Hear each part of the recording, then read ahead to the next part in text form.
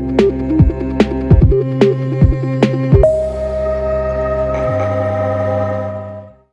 guru yang baik dulu, jadi guru, lalu menjalankan tugas-tugas ini dengan baik kan.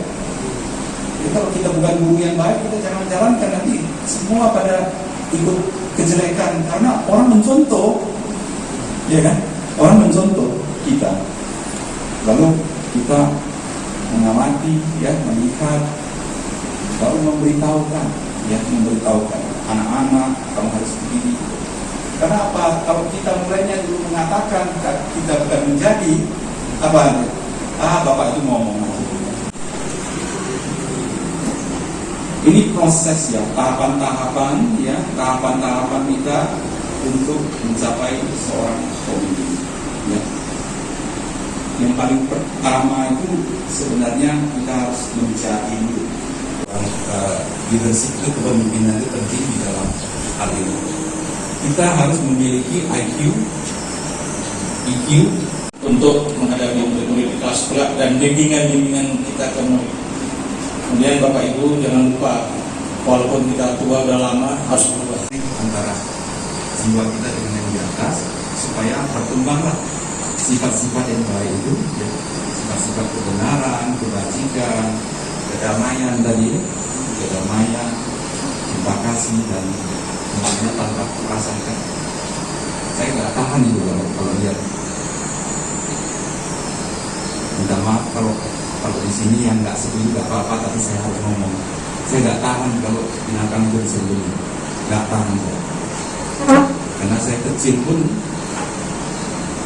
lihat orang semua sembelih itu ketakutan saya. Lihat darah keluar itu saya nggak berani lihat. Sampai begitu. Dan saya paling anti. Dan apa ya? Karena saya nggak cocok gitu.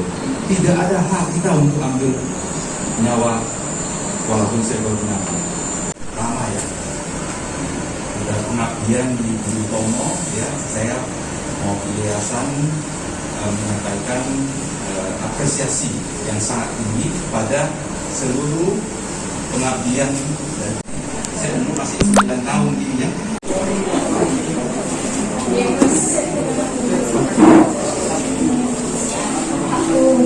Tadi saya dengar tentang pembelajaran AQ, SQ, dan EQ kan.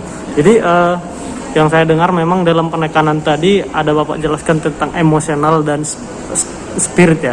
Nah, spirit. Jadi bisa dijelaskan tentang itu sedikit Pak? Ya, seperti yang banyak sekolah dan di negara-negara maju sekalipun, sistem pendidikan itu sedang berubah dengan cepat. Jadi dunia berubah cepat, sistem pendidikan harus mengimbangi dengan kemajuan teknologi dan lain-lain. Jadi kita memang melihat beberapa negara yang telah sukses menerapkan pendidikan karakter seperti di Finlandia, di Jepang. Itu mereka menitik beratkan itu adalah pendidikan karakter. Itu memang yang harus kita lakukan.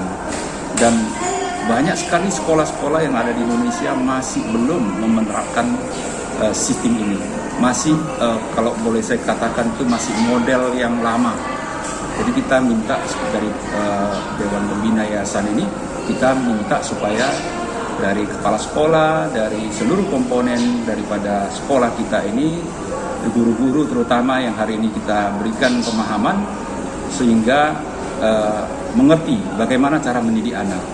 Yang sekarang ini negara-negara yang maju sekalipun seperti Amerika dan China pun sekarang berubah ke arah pendidikan karakter. Kenapa? Karena sudah saat menyadari bahwasanya kecerdasan anak itu gak cukup, pintar saja gak cukup, tapi kecerdasan emosi, bagaimana memanage emosi itu jauh lebih penting. Dan satu lagi SQ itu adalah spiritual quotient. Spiritual quotient itu adalah bagaimana si anak itu bisa mendekatkan diri dengan yang maha kuasa. Bagaimana menerapkan, membangkitkan nilai-nilai atau sifat-sifat keilahian di dalam dirinya untuk bisa bangkit. Jadi yang kita melihat ini yang paling lengkap, IQ, EQ, dan SQ. Jadi mengontrol emosi juga sangat penting, seperti harus memiliki simpati, sikap toleransi, ikut bisa bahagia kalau orang bahagia, orang menderita dia juga ikut sedih. Itu sebenarnya itu nilai-nilai itulah yang harus dikembangkan.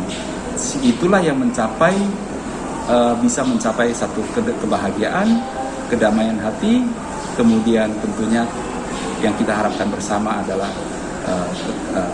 kesejahteraan bagi banyak, bagi kontribusi kesejahteraan bagi seluruh anak bangsa. Saya kira itu yang mungkin dari sesi pelatihan ini intisarinya adalah itu. Bagaimana IQ, EQ, SQ ini bisa diterapkan di dalam setiap kurikulum, bukan hanya mata pelajaran atau mata pelajaran yang diajarkan seperti matematika, sains dan yang lain, tapi di dalam itu kita harus menerapkan pendidikan nilai-nilai kemanusiaan. Saya kira itu pendidikan moral intinya.